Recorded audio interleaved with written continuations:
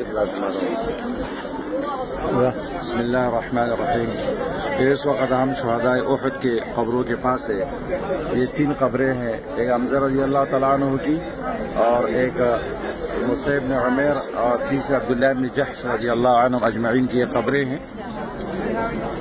حمزہ رضی اللہ تعالیٰ عنہ تمام شہداء کے سردار ہے، سید الشہداء حمزہ رضی اللہ عنہ رسول اللہ کے چچے ہیں اور تمام شہداء کے سردار ہے۔ ان کی قبر آپ دیکھ رہے ہیں، باقی صحابہ اکرام کی بھی۔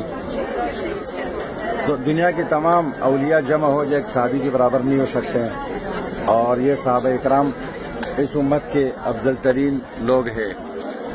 لیکن دیکھیے ان کی قبروں کے اوپر نہ گنبد ہے، اور نہ اس کے کوئی مجاور ہے، نہ ڈول ہے، نہ دمال ہے، اور نہ کوئی عرس ہے، اور نہ کوئی چڑھاوے ہیں، اور نہ کوئی ذبح ہے۔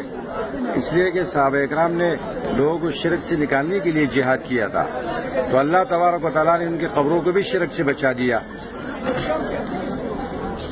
تو جو لوگ شرک کرتے ہیں اولیاء اکرام، جو صحابہ اکرام سے ان کا درجہ بہت نیچے ہے، اور ان کی قبروں کے اوپر وہ گنبد بناتے ہیں، چڑھاوے کرتے ہیں، ذبح کرتے ہیں، ڈھول دمال کرتے ہیں، اور وہاں پر رقص سرود کرتے ہیں، عرس کرتے ہیں، تو ان چیزوں کا اسلام کے ساتھ کوئی تعلق نہیں ہے۔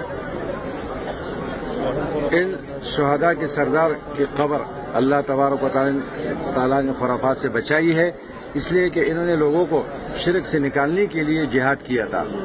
اگر مسلمان بھی شرک کرے تو ان کا پھر صحابہ اکرام کے ساتھ کوئی تعلق نہیں ہے۔ یہ قبریں ان سیدھے سادے مسلمانوں کو یہ پیغام دیتی ہے جن کو علماء سو نے اور غلط پیروں نے غلط راستے پہ لگایا ہے، اور اولیاء اکرام کو ایک ماوراء العقل مخلوق قرار دے کر کہ تم ان کے بغیر اللہ کے ساتھ نہیں مل سکتے ہو، ان کے قبروں پر چڑھاوے کرتے ہیں۔ ان چیزوں کا اسلام کے ساتھ کوئی تعلق نہیں ہے۔